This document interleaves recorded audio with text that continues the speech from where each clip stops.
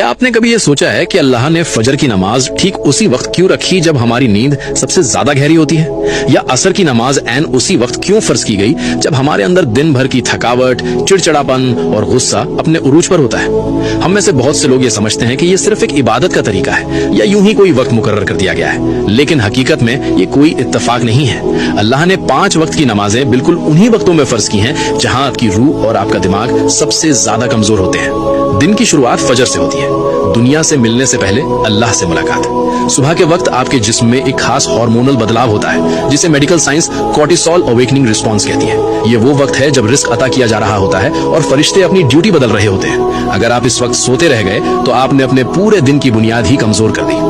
फिर आता है जोहर का वक्त।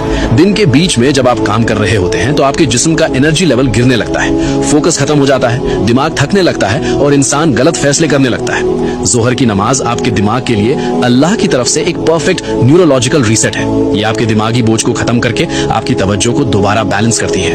अब बात करते हैं असर की, जिसे जज्बाती कमजोरी का वक्त कहा गया है। शाम से पहले के इस वक्त में इंसान अक्सर गुस्से में होता है, दूसरों पर भड़ास निकालता है और सबसे ज्यादा गलतियां करता है। इसीलिए अल्लाह ने कुरान की सूरे अल असर में वक्त की कसम खाई है।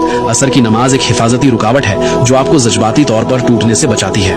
इससे पहले कि हम मगरिब और इशा के एक बहुत बड़े राज की तरफ बढ़ें, इस वीडियो को अभी अपने दोस्तों और अजीजों के साथ शेयर जरूर करें ताकि वो भी नमाज की इस खूबसूरत हकीकत को समझ सकें। मगरिब, बदलते हुए लम्हों का वक्त। जब सूरज गुरूब होता है तो आपका दिमाग दिन की रफ्तार से निकलकर आराम की तरफ जाने लगता है। ये एक ऐसा ट्रांजिशन का वक्त है जिसके बारे में हमारे प्यारे नबी हजरत मोहम्मद सल्लल्लाहु अलैहि खास तौर पर तंबीह फरमाई है। जब रात दाखिल होती है तो गैब की मखलूक ज्यादा एक्टिव हो जाती है। मगरिब सिर्फ एक नमाज नहीं बल्कि अंधेरे की दहलीज पर मिलने वाली एक मजबूत हिफाजत है।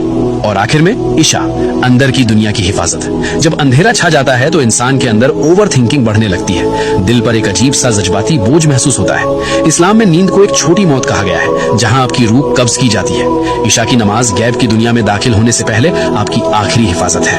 याद रखिए, जब आप कोई नमाज छोड़ते हैं तो आप सिर्फ एक फर्ज नहीं छोड़ते बल्कि आप वो खास लम्हा खो देते हैं जो खालिक ने आपको संभालने और सुकून देने के लिए भेजा था। या अल्लाह हम सबको और हमारी नस्लों को 5 वक्त की नमाज कायम करने वाला बना दे। कमेंट्स में एक बार दिल से आमीन जरूर लिखें।